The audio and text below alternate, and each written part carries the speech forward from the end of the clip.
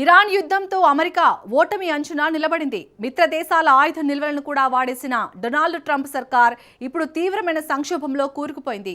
అమెరికాకు ఉన్న ఈ బలహీనతే రష్యా అధ్యక్షుడు వ్లాదిమిర్ పుతిన్కు ఇప్పుడు అతిపెద్ద అస్త్రంగా మారింది. యుక్రెయిన్లోనే యుద్ధాన్నే పుతిన్ గెలవలేకపోయాడు. కానీ ఇప్పుడు ఏకంగా 32 దేశాల సైనిక కూటమైన నాటోపైనే కన్నేశారట. ఈ విషయాన్ని అమెరికా నిఘా సంస్థ స్వయంగా వెల్లడిస్తుంది. ఈ శరదృతువులోనే నాటో దేశంపై యుద్ధానికి పుతిన్ ప్లాన్ చేశాడా? ఆర్టికల్ 5 కింద నాటో ఇచ్చే సమిష్టి రక్షణ హామీని పుతిన్ ఎలా ఛేదించబోతున్నారు? అమెరికాను మునివేళ్ల మీద నిలబెడుతున్న ఆ సీక్రెట్ ప్లాన్ ఏంటి? రష్యా వేస్తున్న ఈ డేంజరస్ పందెం వెనుక అసలు వ్యూహం ఏంటి? Watch story.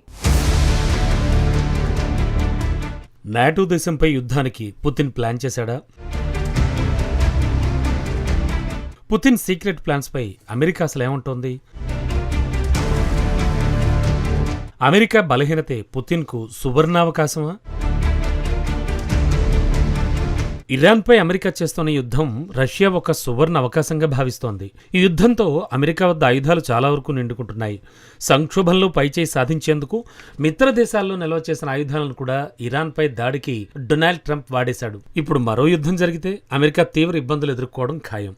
మరీ ముఖ్యంగా North Atlantic Treaty Organization NATO కూటమికి అమెరికా రక్షణ కవచంగా నిలుస్తోంది. ఇప్పుడు నాటోపై ఎలాంటి దాడి జరిగినా అమెరికా ఎదురుదెబ్బలు తినడం ఖాయం. ఇదే విషయంపై అమెరికా ఇంటెలిజెన్స్ తాజాగా ఆందోళన వ్యక్తం చేసింది.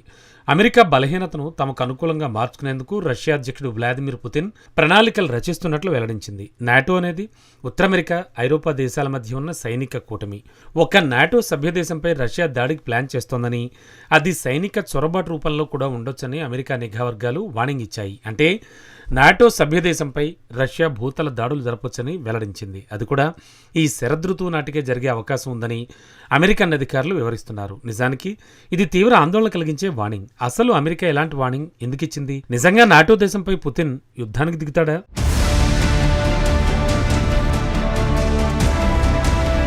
ఇక్కడ మనం మొదట గమనించాల్సిన అంశం ఏంటంటే, అమెరికా నిఘా సంస్థలు కేవలం రష్యాపై అంచనా మాత్రమే వేశాయి. భవిష్యత్తులో రష్యా ఏమేమి చేయగలదనే దానిపై అమెరికా నిఘా వర్గాలు కొన్ని నివేదికలను సమర్పించాయి. గతంలో వేసిన అంచనాల్లో కొన్ని మార్పులు చేశాయి.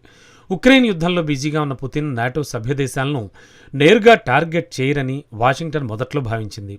ఎప్పుడూ నాటోను అస్థిరపరచాలనే పుతిన్ కోరుకుంటాడని అమెరికా నమ్మింది. కానీ ఉక్రెయిన్ యుద్ధంతో రష్యా అధ్యక్షుడు చాలా బిజీగా ఉన్నాడని అప్పట్లో అమెరికన్లు అంచనా వేశారు. అయితే ఇప్పుడు ఆ అంచనాలు మారిపోయాయి.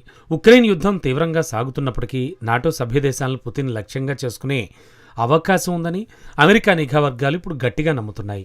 అమెరికా నిఘా వర్గాలు ఈ విధంగా ఎందుకు నమ్ముతున్నాయి? రష్యా రణరంగంలో వరుస ఎదురుదెబ్బలను తింటోందని వాషింగ్టన్ నమ్ముతోంది. ఇప్పుడు రష్యన్ ప్రజలకు చెప్పుకోవడానికి పుతిన్ ఒక సక్సెస్ కోసం వెతుకుతున్నాడని వైట్ హౌస్ భావిస్తోంది. రష్యా భూభాగంలోని డీప్ దాడులను ఇటీవల ఉక్రెయిన్ తీవ్రతరం చేసింది. రష్యాలోని చమురు శుద్ధి కర్మాగారాలు, ఇంధన డిపోలను లక్ష్యంగా చేసుకుంది. దీంతో రష్యాలోని చాలా ప్రాంతాల్లో ఇంధన కొరత ఏర్పడింది. యుద్ధాన్ని ముగించడంలో విఫలమవుతోన్న పుతిన్పై సాధారణ రష్యన్ పౌరులు ఆగ్రహం వ్యక్తం చేస్తున్నట్లు అమెరికా అంచనా. ప్రజాగ్రహాన్ని చల్లార్చడానికి పుతిన్కు తక్షణమే ఒక సక్సెస్ కావాలి. అందుకే త్వరలోనే నాటో సభ్యదేశంపై పుతిన్ దాడి చేయవచ్చని అమెరికా భావిస్తోంది. ఇది వినడానికి విచిత్రంగా అనిపించవచ్చు. ఉక్రెయిన్తోనే సుదీర్ఘకాలంగా చేస్తున్న యుద్ధంలోనే పుతిన్ గెలవలేకపోతున్నాడు. అలాంటిది ఏకంగా 32 దేశాల కూటమితో యుద్ధానికి ఎందుకు పుతిన్ తెగిస్తాడు? అన్నింటికంటే ముఖ్యంగా నాటో అతిపెద్ద సైనిక కూటమి. ఒక సభ్యదేశంపై దాడి జరిగితే 32 దేశాలపై జరిగిన దాడిగా భావిస్తారు. ఈ సమిష్టి రక్షణ మాత్రం నాటో ఒప్పందంలోని ఆర్టికల్ 5లో స్పష్టంగా ఉంది. కాబట్టి పుతిన్ నాటోపై దాడి చేయడం అసంభవంగా అనిపించవచ్చు. కానీ అమెరికా నిఘా వర్గాల వాదన వేరుగా ఉంది. నాటో కూటమిపై ప్రజల నమ్మకాన్ని సడలింపజేయడానికే పుతిన్ ఈ దాడికి ప్లాన్ చేస్తున్నట్లు వాషింగ్టన్ గట్టిగా విశ్వసిస్తోంది. ఒక నాటో సభ్యదేశాన్ని రష్యా భయపెట్టగలదని క్రెమ్లిన్ చూపించే ఛాన్స్ ఉందని అమెరికా నమ్ముతోంది. నాటో కూటమిపై దాడి చేసినా స్పందించదని ప్రపంచానికి చాటి చెప్పడమే పుతిన్ ప్రధాన ఉద్దేశమని అమెరికన్లు ఆరోపిస్తున్నారు. ఈ చర్యను రష్యన్ ప్రజలకు ఒక గొప్ప విజయంగా ప్రచారం పుతిన్ చేసుకుంటారని వైట్ హౌస్ భావిస్తోంది. నాటోను నమ్ముకుంటే నట్టేట మునగడం ఖాయమని సభ్యదేశాలకు నిరూపించడమే పుతిన్ లక్ష్యం అన్నట్లు అగ్రదేశం నిఘా వర్గాలు బల్లగుద్ది మరీ చెబుతున్నాయి. అయితే పరస్పర రక్షణ నిబంధన అమల్లోకి రాకుండా పుతిన్ నాటో దేశంపై ఎలా దాడి చేయగలడు? నాటో దేశంపై పుతిన్ 3 రకాల ప్రణాళికలను అమలు చేసే అవకాశం ఉందని అమెరికా అంచనా వేస్తోంది. అవేంటంటే, 1 నాటో దేశంపై సైబర్ దాడులకు ఆదేశించడం, 2ది గుర్తింపు లేని సైనిక బృందాలతో నాటో భూభాగాన్ని ఆక్రమించడం, 3ది రష్యన్ సాయుధ దళాలతో యుద్ధానికి దిగడం. సైబర్ దాడి అనేది అతి తక్కువ ఉద్రిక్తత కలిగించే పుతిన్ చర్యల్లో ఒకటి. అయితే గతంలో కూడా ఇలాంటి దాడులకు పుతిన్ పాల్పడ్డట్టు ఆరోపణలున్నాయి. 2007లో బాల్టిక్ దేశం ఎస్టోనియా పలు సైబర్ దాడులను ఎదుర్కొంది. ఎస్టోనియా పార్లమెంట్, మంత్రిత్వ శాఖలు, బ్యాంకులు, చివరికి మీడియా సంస్థలు కూడా లక్ష్యంగా ఈ దాడులు జరిగాయి. ఈ సైబర్ దాడులకు రష్యానే కారణమని ఎస్టోనియా ఆరోపించింది. అయితే సైబర్ దాడులకు దిగితే నాటో ఆర్టికల్ 5 ఏం మాత్రం పరిగణనలోనికి రాదు. అందుకే చివరికి ఈ సమస్యను ఎస్టోనియా, రష్యా ద్వైపాక్షికంగా పరిష్కరించుకున్నాయి. నాటో దేశంలో అల్లకల్లోలం సృష్టించడానికి పుతిన్ మళ్లీ అలాంటి చర్యకే పాల్పడవచ్చని అమెరికా నిఘా వర్గాలు చెబుతున్నాయి. రెండో ఆప్షన్ గురించి చూద్దాం. ఎలాంటి గుర్తింపు లేని సాయుధ సమూహాలతో దాడులను నిర్వహించడం. గతంలో కూడా ఇలాంటి పనిని పుతిన్ చేశారనే ఆరోపణలున్నాయి.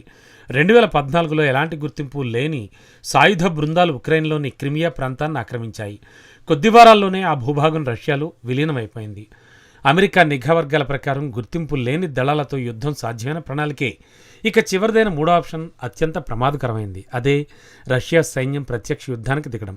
2 రకాల భూభాగ దాడులు కూడా తూర్పు నాటో సభ్యదేశాలనే లక్ష్యంగా చేసుకునే అవకాశం ఉంది. ప్రధానంగా రష్యాతో నేరుగా 6 దేశాలు సరిహద్దులను పంచుకుంటున్నాయి. అవేంటంటే, బాల్టిక్ దేశాలైన ఎస్టోనియా, లాత్వియా, లిథువేనియా, కెలినిన్ గ్రాడ్తో కలిపి సరిహద్దు పంచుకునే పోలాండ్, ఫిన్లాండ్, నార్వే దేశాలు రష్యాతో స్వల్ప సరిహద్దులను కలిగి ఉన్నాయి. ఈ దేశాల్లో బాల్టిక్ దేశాలు, పోలాండ్లకు భూతల యుద్ధం ముప్పు ఎక్కువగా ఉందని అమెరికా నిఘా వర్గాలు హెచ్చరిస్తున్నాయి. గుర్తింపు లేని బృందాలు, రష్యన్ సైనికులు ఉమ్మడి సరిహద్దుల గుండా దూసుకొచ్చే ముప్పుందని, అంతేకాకుండా బెలారస్ మీదుగా కూడా సాయుధ బృందాలు ప్రవేశించే ప్రమాదం ఉంది. ఒకవేళ సైనికులు ఎలాంటి గుర్తింపు లేకుండా వస్తే తమకు ఎలాంటి సంబంధం లేదని రష్యా ఖండించవచ్చు. దీంతో ఆర్టికల్ 5 కింద సమష్టి నాటో ప్రతిస్పందనను మాస్కో అడ్డుకుంటుంది. అయితే రష్యన్ సైనికులు నాటో భూభాగంలోకి ఎలా చొరబడగలరు? జీపీఎస్ వైఫల్యంతో పొరపాటున సరిహద్దు దాటామని రష్యా నాటకం ఆడొచ్చు. మాస్కో నకిలీ రెస్క్యూ ఆపరేషన్ను ప్లాన్ చేయవచ్చని పోలాండ్ భావిస్తోంది. రష్యా సైనికుల వైపు నుంచి ఎలాంటి చొరబాటు జరిగినా నాటోను ప్రమాదంలో నెట్టివేస్తుంది. అయితే యుద్ధం చేయాలని తాము అనుకోవడం లేదని రష్యా చెప్పే అవకాశం ఉందని అమెరికా నిఘా వర్గాలు వెల్లడించాయి. రష్యాకు అనుకూలంగా ఉండేలా చర్చలను బలవంతంగా తేవడానికి పుతిన్ ప్రయత్నిస్తారట. ఆ తర్వాత రష్యన్ బలగాల ఉపశమన గురించి చర్చలు జరుపుతారని వాషింగ్టన్ నిఘా వర్గాలు వివరిస్తున్నాయి. అంతేకాదు, ఇప్పుడు నాటోపై దాడి చేస్తే రక్షించేందుకు అమెరికా రావడం కూడా కష్టమని పుతిన్కు బాగా తెలుసు. ఈ విషయం వాషింగ్టన్ కూడా తెలుసు. అందుకే ఈ పరిణామాలన్నింటినీ గొప్ప విజయంగా పుతిన్ ప్రచారం చేసుకోవచ్చు. ఒకవేళ నాటో దేశంలోకి రష్యన్ సైనికులు ప్రవేశించి ఎలాంటి నష్టం లేకుండా వెనుదిరిగితే రష్యాయే బలమైనదనే దానికి పుతిన్ ప్రపంచానికి చాటి చెప్పవచ్చు. అయితే ఇది చాలా ప్రమాదకరమైన అడుగు. వెంటనే ఎదురుదాడికి దెక్కకుండా ఐరోపా దేశాలు చర్చల కోసం ముందుకొస్తాయని పుతిన్ ఆశించాల్సి ఉంటుంది. రష్యా అధ్యక్షుడు ఈ ప్రమాదకరమైన పందెం కాసేందుకు సిద్ధంగా ఉంటారా లేదా అనేది కాలమే నిర్ణయించాలి. ఏది ఏమైనప్పటికీ అమెరికన్లు మాత్రం అలానే భావిస్తున్నారు. ఇటీవలే రష్యన్ క్షిపణి పోలాండ్లో పడింది. అలాగే రష్యా డ్రోన్లు రొమేనియాను తాకాయి. అయినప్పటికీ నాటో నుంచి ఎలాంటి బలమైన స్పందన రాలేదు. ఈ ఘటనలే పుతిన్లో ధైర్యాన్ని పెంచాయని, అందుకే రష్యా అధ్యక్షుడు మరింత పెద్ద దాడికి సన్నద్ధమవుతున్నారని అమెరికా నిఘా వర్గాలు భావిస్తున్నాయి. అయితే రష్యా అధ్యక్షుడు పుతిన్ నిజంగానే నాటో దేశంపై యుద్ధానికి సాహసిస్తారా, లేక ఇదంతా అమెరికా, పశ్చిమ దేశాలు చేస్తున్న మరో భయానక ప్రచారమా? కాలమే సమాధానం చెప్పాలి.